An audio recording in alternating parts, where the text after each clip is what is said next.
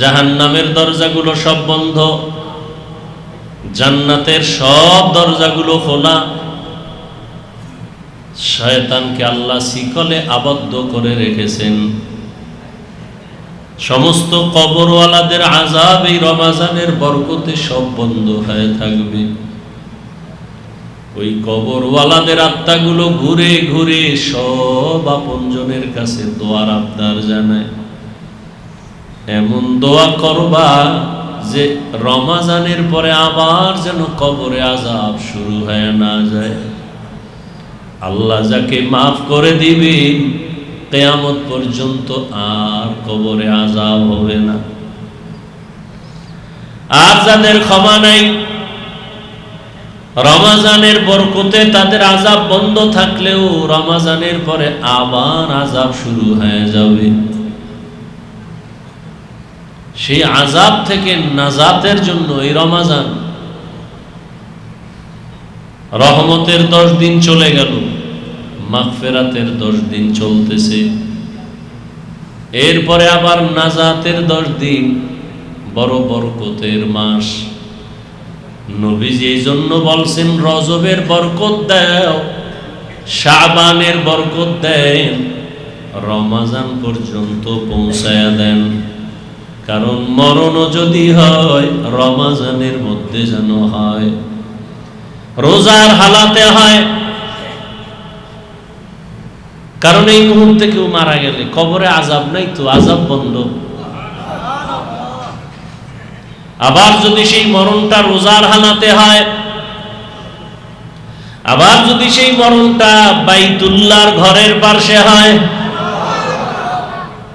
আবার যদি সেই মরণটা মাওলার কোরআন তেলাওয়াত অবস্থায় হয়, আবার যদি সেই মরণটা কপাল খুললে নামাজের অবস্থায় হয়, আবার যদি আল্লাহ কপাল ভালো রাখে ওই মরণটা সেজদার হালাতে হয়।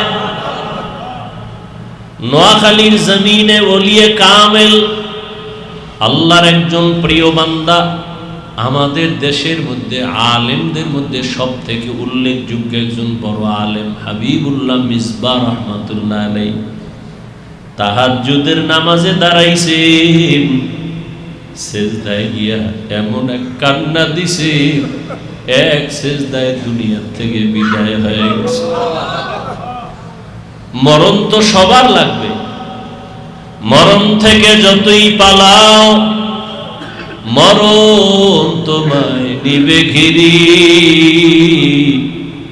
যদিও সুদূর আকাশ পানে লুকাও সেথায় লাগিয়ে সিঁড়ি। নদী পথে নৌকা চালাও ও মাঝি ভাই, বেলা ডোবার আগে আমি ওপার উঠতে চাই। ছন্দগুলো শুনি কিন্তু এর হাকিকত নিয়ে কোনো ভাবি না। নদী পথে নৌকা চালাও, দ্রুত চালাও, সন্ধ্যা হয়ে গেলে আর কিনারা খুঁজে পাইবা না। এরে 3.5 হাত বডির নৌকার মাঝি, তোমার এই হায়াতের নৌকা দুনিয়ার সাগরে তুমি চালাইতেছো, আজরাইল আসার আগে কিনারায় পৌঁছে যাও। যদি তুমি নেক আমলের রাস্তা দিয়ে ভিন্ন দিকে যাও, আর এর মাঝখানে যদি কিনারায় যাওয়ার আগে আজরাইল হাজির হয়, রুহুটা দরিয়ার টান যখন দিবে আর কিনারায় যাওয়ার কোনো উপায় হবে না। এজন্য রহমতের নবী রমজানুল মুবারকে আমলের জন্য কোমরে গামছা বেঁধে রেডি হয়ে যাইতেন। রহমতের নবীর কোনো গুনাহ নেই। আম্মা জান আয়েশা রাদিয়াল্লাহু তাআলা আনহা বলেন, সাহাবায়ে কেরাম জিজ্ঞাসা করলেন, ইয়া রাসূলুল্লাহ,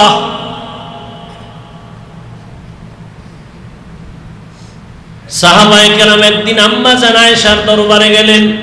আম্মা জান আয়েশাকে তো আল্লাহ এত ইলম দান করেছেন, রহমতের নবীর নজরে মাত্র 9 বছর আম্মা জান নবীজির সোহবত পাইলেন। 9 বছর নবীজি এমন দোয়া করছেন আম্মাজানকে আল্লাহ এই পরিমাণ ইলম দান করেছেন। আম্মাজান আয়েশা রাদিয়াল্লাহু আনহা বলে, নবীজির এই 9 বছরের দোয়া যে আমি পাইছি, 2000-এর উপরে হাদিসের হাফেজা হয়ে গেছি। এমনকি আল্লাহ আমারে কোরআনের ইলম দান করেছেন। ইলম তো আল্লাহ দেন। আনা কাসেম ওয়াল্লাহু ইউতি, নবী বলেন আমি কিছু দেই না, আল্লাহ আমাকে দেন আর আমি বন্টন করি। দেনেওয়ালাকে দেনেওয়ালাকে ইয়া ইলাহি মুঝসে মুঝকো दूर कर, ताके देखो मुझ में तुझको एक नजर। या इलाही तू मेरा माबूद है, या इलाही तू मेरा माशूक है। আম্মা জান আয়েশা রাদিয়াল্লাহু আনহা কে আল্লাহর নবীর দোয়া এমন ভাবে কবুল হয়ে গেছে, কোরআনের বড় তাফসীর করনেওয়ালা হয়ে গেলেন। বড় বড় বড় বড় সাহাবায়ে কেরাম কঠিন কোন মাসআলায় আটকায় গেলে সমাধানের জন্য আম্মা জানের কাছে যাইতেন। নবী যখন দুনিয়া থেকে চলে গেলেন, আম্মা জানের বয়স তখন 18 বছর। কি নাম? আয়েশা রাদিয়াল্লাহু আনহা না আনহু? পুরুষের বেলায় আনহু, আর নারী সাহাবিয়া যারা তাদের বেলায় কি হবে? আনহা। আম্মা জান আয়েশা রাদিয়াল্লাহু আনহার কাছে সাহাবায়ে কেরাম কঠিন সমস্যায় পড়লে সমাধানের জন্য যাইতেন। আম্মা জান এমন একটা সমাধান দিতেন, বড় বড় বড় বড় কঠিন সমস্যার সমাধান সাথে সাথে সবাই পেয়ে যাইত এবং মেনেও নিতেন। রমজানুল মুবারকে রহমতের নবী এত পরিমাণ আমল করতেন, সাহাবায়ে কেরাম একদিন জিজ্ঞাসা করলেন আম্মা জানকে, নবীজি আশ্চর্য ধরনের কোনো আমল বা কোনো ঘটনা আছে কিনা? রহমতের নবী জীবনের কোন আশ্চর্য ধরনের ঘটনা? আম্মা জান আয়েশা রাদিয়াল্লাহু আনহা বললেন, সাহাবায়ে কেরাম নবীজির এমন কি কথা বা কাজ আছে যেটা কোনো আশ্চর্য না, সবই তো আশ্চর্য ধরনের। রহমতের নবীর প্রত্যেকটা কাজ, নবী বাথরুমে গেছেন, সাহাবী দূরে দাঁড়ানো, নবীজি বাথরুম থেকে বের হইয়া মাটি দিয়ে তায়াম্মুম করতেছেন। সাহাবী বললেন, ইয়া রাসূলুল্লাহ, ওই যে পানি দেখা যায়, তায়াম্মুম করলেন কেন? নবীজি বললেন, সাহাবী পানি পর্যন্ত যাওয়ার গ্যারান্টি আছে নি? চিন্তা করেন, যে নবীর কোনো গুনাহ নাই,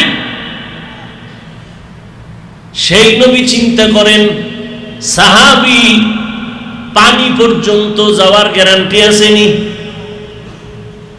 আমি আগে তায়াম্মুম করে নিলাম, পানি পর্যন্ত যাব, ওখানে গিয়ে আবার ওযু বানাবো। রহমতের নবীর এতটা আল্লাহ ভীতি, এজন্য সব মুফাসসিরিনে কেরাম মুহাদ্দিসিনে কেরাম বলেন পৃথিবীর শ্রেষ্ঠ ইবাদত করনেওয়ালা আমার নবী। কত কষ্ট করেছিলেন ইয়াতীম নবী এ রমাজানে, ইবাদতে রাত কাটিয়ে দিতেন, কি হবে উম্মত বিনে। কত কষ্ট করেছিলেন ইয়াতীম নবী এ রমাজানে, ইবাদতে রাত কাটিয়ে দিতেন, কি হবে উম্মত বিনে। আমরা তো সেই নবীর উম্মত,